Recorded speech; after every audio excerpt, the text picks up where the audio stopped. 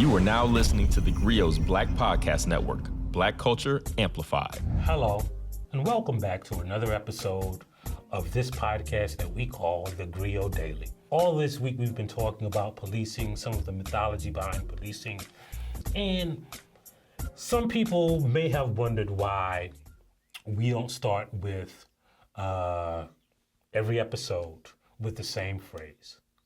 And today, I think we should do it. So I want to welcome you to TheGrio Daily, the podcast that is willing to ask the question, where are the good cops? We hear that all the time. Like, before we have any conversation about police, everyone has to, preface it with, and of course, there are some good cops. And, I am not anti-cop. I am pro not shooting people in the face, if anything. But the fact is, I don't have any evidence that good cops exist, right? So for good cops to exist, what would have to happen, right? So let's say that these mythical good cops exist, right? Because I know people say, well, I know a good cop because my cousin is a cop, my dad is a cop, my uncle was a cop, my granddaddy was a cop. That don't mean he was a good cop, right? Because here's the thing, right? Do you know any police department in America where black people don't think that they target black people disproportionately? So for there to be good cops, like most black people would have to be wrong in America. So let's start with right there. Now, number two, if there were good cops, then how could there be bad cops, right? The cops the job is to prevent crime, to enforce the law. So if you have criminals and people who break the law within your department, right, then you might not be complicit with them, but you gotta be terrible at your job. Like, if your job is finding criminals and you work with a criminal and you don't never do anything about the criminal and you don't never either don't know that person is a criminal or don't care about that person being a criminal, then you are at the very least very bad at your job, which means you are a bad cop. You are bad at copping. You are bad at policing. So that's the third reason I lost count. The next reason that I can't believe that there are good cops is because I never hear from them. We hear a lot about cops who are corrupt. We hear a lot about cops who are brutal, who treat people bad. We hear a lot about gung-ho cops. We hear a lot about inept cops. And why don't we ever hear from these good cops? Like, why don't they say, hey, we got this inept guy working for us. Hey, we got this guy who's really brutal working for us. Because if their job was to protect and serve, again, we would hear from them before somebody dies. Because their silence not being silent could have prevented a death. So if they ain't stopping people from dying, how could they be good cops? If they ain't telling, how could they be good cops? Right? They are terrible cops because their job is to protect and to serve. And if they're neither protecting or serving, they ain't even doing what's in their job description. It's like, seeing somebody who worked at Burger King and saying, look, man, I'm willing to work here, but I ain't gonna be cooking no burgers or no fries or making no food for nobody or mopping no floors or preparing a restaurant to make food. Like, I'm not gonna do anything in that arena. Then how are you a good Burger King employee? Right? If you can't make burgers or fries or refuse to make burgers or fries, it doesn't matter. Because you ain't a good Burger King employee, you're probably gonna get fired. And the next reason that I can't believe that there is such a thing as good cops is because, like, when we look at people who are killed by police, who are brutalized by police, we always see that it is just a random cop. It ain't like, if there was something that would stand out, if there was some, thread that we could find, some commonality that would let us know what cop was going to shoot or kill somebody, we probably would have found it by now. Like, we know, like, serial killers usually torture animals before they, they commit murder or move on to human murders. We know that people who, for instance, use drugs, they usually start when they're young. People, very few people, I don't know if people know this, like, start using drugs they're like, drug use usually starts before the age of 30. If you ain't used drugs before the age of 30, then you probably aren't going to use them. If you use them responsibly before the age of 30, you're probably going to use them responsibly for the rest of your life. Like, people don't become like cocaine, crack users at 48. Back to what I was saying, if there was a commonality among cops, among police officers, that, like, one trait that would let us know, like, if he does this, they're probably going to shoot a black person, or they're probably going to do something. But there isn't. Like, researchers, psychologists, profilers, police departments, mental health specialists, people who do psych evaluations for police academies, they've all looked. And there really isn't one thing that lets us know if a police officer is going to be racist or disproportionately negative towards black people. Well, okay, well, there is just one specific trait, and I don't know if you ever heard of this.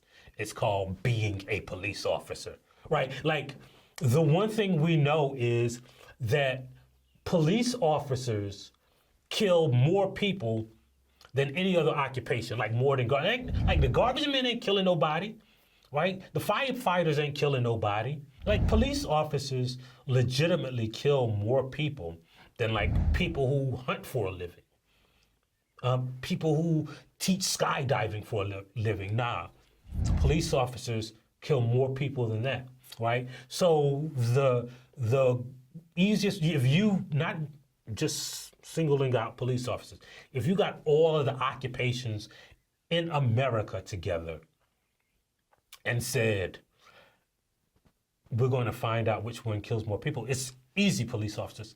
And here's the thing, policing is not the most dangerous job in America.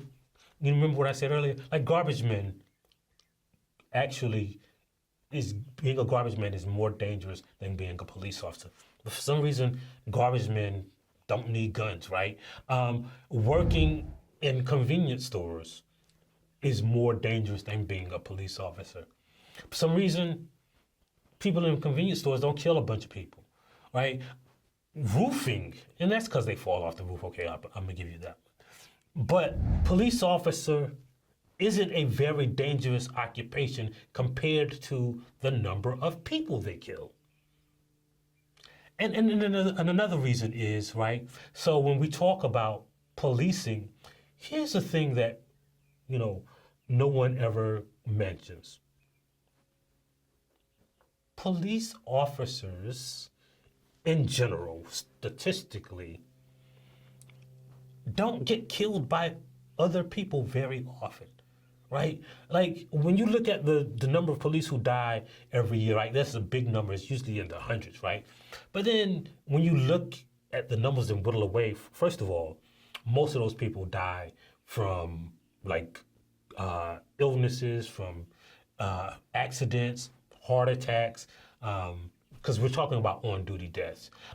Traffic accidents is a big one. But when you talk about being killed by a criminal on duty, almost never happens, like 50, 60 times a year, right?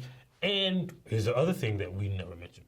Most of the people who kill police officers are white, right? Like, if police officers were really kind of profiling people and seeing who put their lives in danger, white people kill more police officers every year.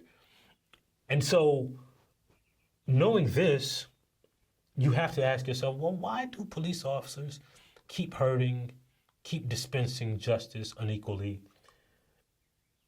Where are the good cops? And the answer is, what if there are none?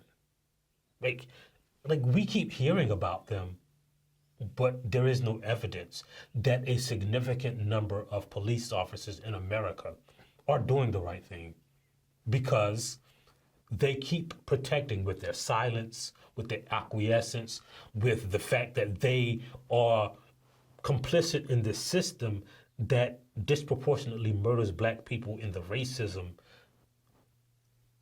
How can they be good, right? So before we go out, I'll ask you this question. Let's say you worked at McDonald's. Let's go Burger King.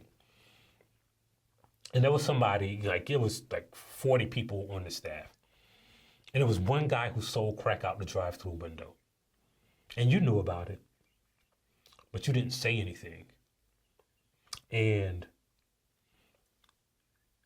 the police came there one day and they were doing an investigation. They rounded everybody up. And they asked you if you were selling crack out of the McDonald's window. And you said no. They said, well, you're a good employee.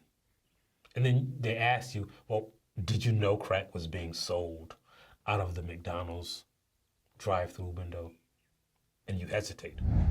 And you ain't weighed the crack, you didn't participate in, but you know what this dude was doing. He was selling crack out of the McDonald's drive-through. Could you tell the police, I'm still a good McDonald's employee? That's why you gotta ask yourself, where are the good cops? That's why you gotta listen to this podcast, and that's why you have to tell a friend about it, and that's why we have to leave you with another black saying. A good cop is like a unicorn. You can dream of them, but don't expect to see one walking down the street. We'll see you next time on TheGrio Daily. If you like what you heard, please give us a 5-star review, download the TheGrio app, subscribe to the show, and share it with everyone you know.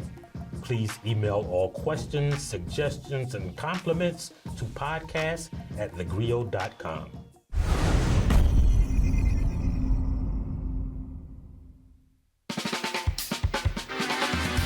I'm political scientist, author, and professor Dr. Christina Greer, and I'm host of The Blackest Questions on TheGrio's Black Podcast Network. This person invented ranch dressing around 1950. Who are they? I have no idea. This all began as an exclusive Black History trivia party at my home in Harlem with family and friends. And they got so popular, it seemed only right to share the fun with our Grio listeners. Each week, we invite a familiar face on the podcast to play. What was the name of the person who was an enslaved chief cook for George Washington and later ran away to freedom? In 1868, this university was the first in the country to open a medical school that welcomed medical students of all races, genders, and social classes. What university was it? This is why I like doing stuff with you, because I leave educated. I was not taught this in Alabama public schools. Question number 3, you ready? Yes. Let me try to redeem myself. How did we go from Kwanzaa to these obscure...